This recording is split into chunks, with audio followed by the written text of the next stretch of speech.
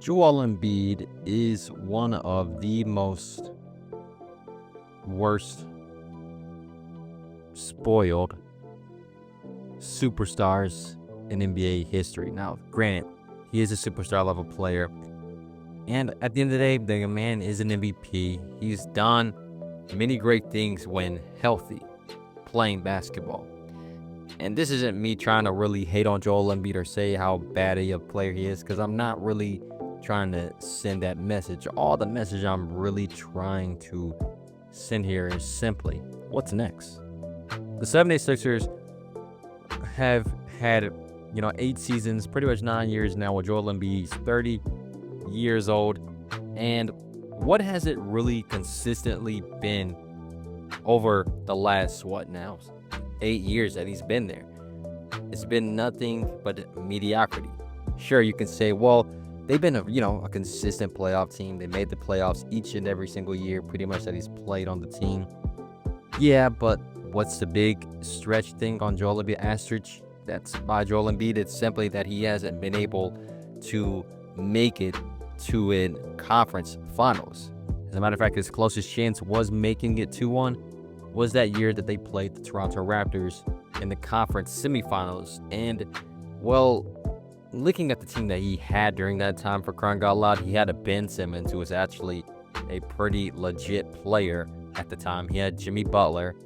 He had Tobias Harris. He had JJ Redick. He had Dario Saric. He had many, many great players during that time that were on that team that helped them get to that point. That one opportunity, man, just Kawhi Leonard, man, hitting that game winner just changed the entire trajectory for that Philadelphia 76ers team. And pretty much possibly his only chance so far right now in his NBA career of him making it possibly to a conference finals.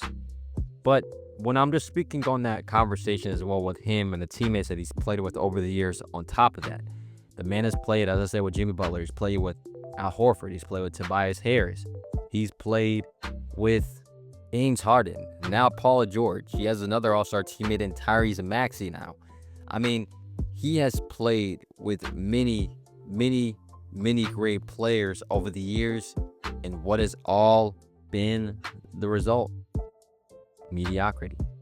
After going into that next season, after possibly making it to that conference finals, they get swept by the Boston Celtics in the first round that next season.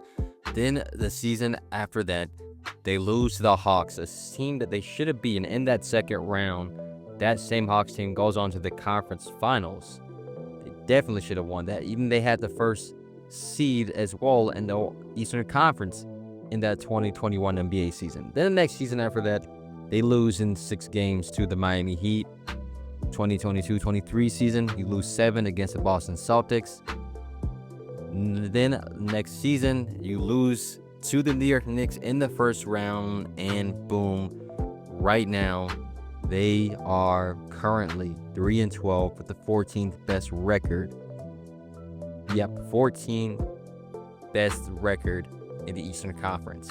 And then you gotta look at the offseason that they had prior, though, to what's currently happening right now. I mean, for crying out loud, you go out and you sign Paul George to a 4-year, $212 million contract.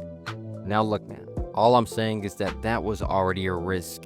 And we know that what they signed up for and taking that risk, because we don't know how good Paul George is going to really be still when he's, a year or two already into this contract. That's a big if. And a guy especially that's already shown you from his time with the Clippers that had an injury history. Is it really worth it? Yeah, he had a great season last year playing a majority of the games, but nothing's really guaranteed. And on top of that, you look at Embiid. Yet again. As a matter of fact, this big three, they've only played a few minutes together on the basketball court in general because of Paul George yet again getting injured. Yep, the trend just continues. At least the bright spot is that Embiid had a pretty good outing in the previous game that he did play.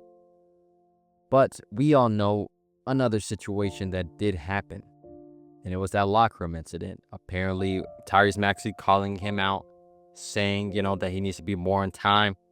and this and that. And of course, team meetings are something very common in basketball. It's something that's going to happen all the time. But with this one, it was specifically more important because it was leaked. And if I'm really being honest as well, it really does make Joel Embiid look bad.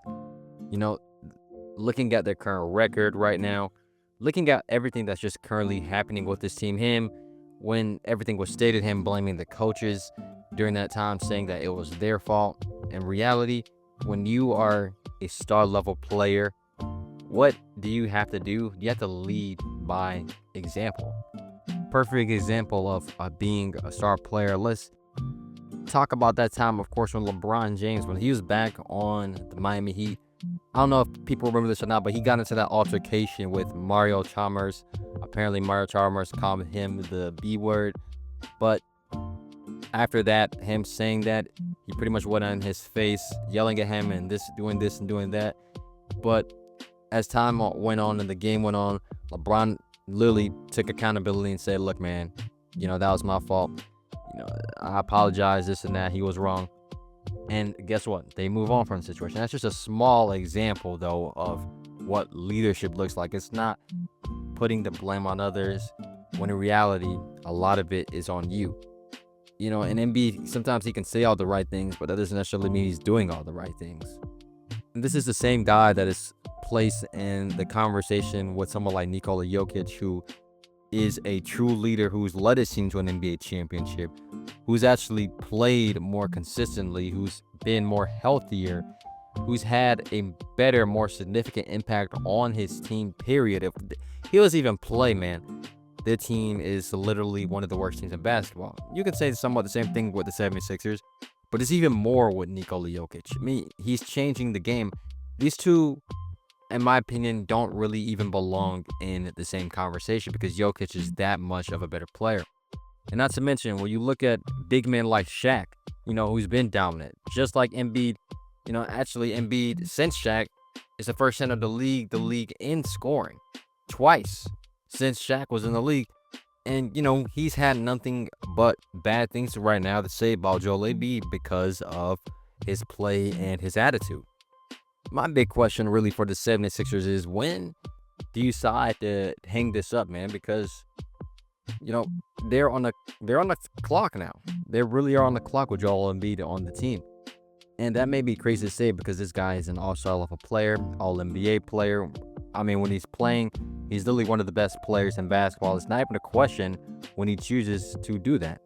But with the inconsistent play, with how unhealthy he's been over the years, and on top of that, not even being able to make it to a conference finals, despite the 76ers being, for the most part, very aggressive, in their free agency signings and the guys who they've acquired over the years.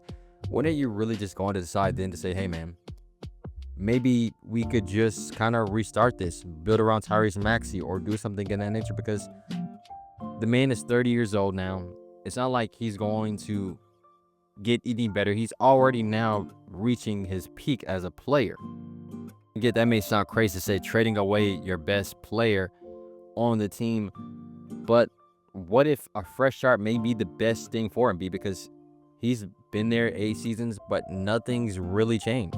Have his jersey. He's going to have all those things retired one day by the Philadelphia 76ers, but him winning a championship there, especially when you look at the competition out in the East right now, the Celtics, they are a team with a strong foundation, and their players play well together. The Knicks, they're figuring it out. You still have teams that are young and upcoming like the Orlando Magic, the Indiana Pacers. There's so many great teams in the East right now, even though, teams aren't winning like that are figuring it out. I mean, for crying out loud, what if the Bucks, they start really figuring out and getting things really in the groove? I mean, and looking at where the 76ers are right now, man, it's just not looking good. But look, man, the process, it's ticking.